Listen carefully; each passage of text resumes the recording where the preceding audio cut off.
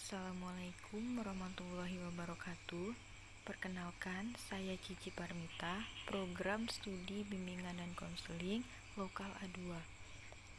Di sini saya akan menjelaskan mengenai sejarah masuknya Islam di Indonesia, perkembangan Islam di Indonesia, dan tantangan Islam di Indonesia.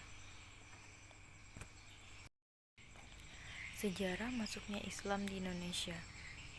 Masuknya Islam di Indonesia terbagi menjadi 3 teori. Yang pertama adalah teori Persia, yang kedua teori Gujarat, dan yang ketiga adalah teori Arab. Teori Persia. Teori Persia menjelaskan bahwa pembawa agama Islam ke Indonesia adalah bangsa Persia yang didasarkan pada sumber bukti sejarah berupa berita Cina, yaitu adanya koloni para pedagang Islam di Tasih yang berada di Sumatera bagian barat. Teori Gujarat. Teori Gujarat menjelaskan bahwa pembawa agama Islam ke Indonesia adalah bangsa Gujarat yang didasarkan pada sumber buku sejarah dari India, yaitu para pedagang Gujarat. Selain berdagang, mereka juga menyebarkan agama Islam di sepanjang daerah pesisir pantai. Teori Arab. Teori Arab menjelaskan bahwa pembawa agama Islam ke Indonesia adalah bangsa Arab yang didasarkan pada sumber bukti sejarah dari Arab, yaitu adanya kesamaan gelar dan marga antara para bangsa-bangsa yang menyebarkan Islam di Nusantara dengan yang terdapat pada masyarakat Hadramaut. Perkembangan Islam di Indonesia.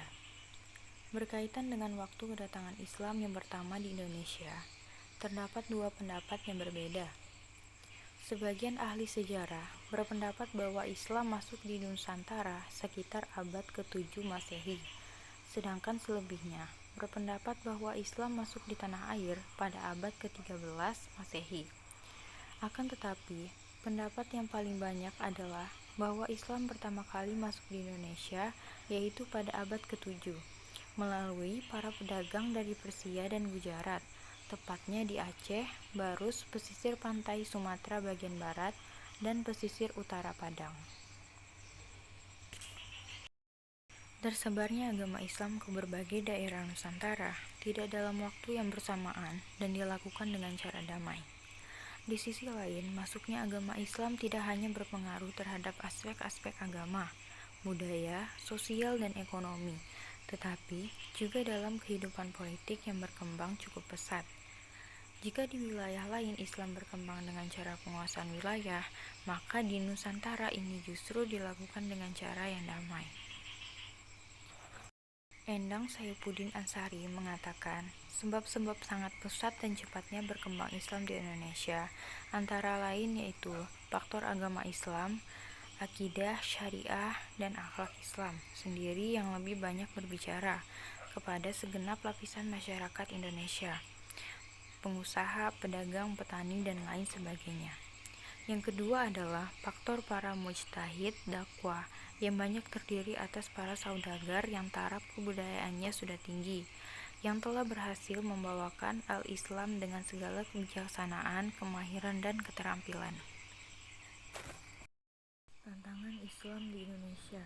Yang pertama yaitu pembinaan mental, yang kedua sumber daya manusia di bidang keagamaan, yang ketiga tantangan dalam menjaga persatuan dan kesatuan, yang keempat yaitu karakter, yang kelima banyak menyebarnya berita bohong, keenam penggunaan narkoba yang bertujuan merusak moral generasi muda, yang ketujuh yaitu pornografi yang dapat merusak mental generasi muda, dan yang kedelapan yaitu enggannya umat Islam dalam berpolitik.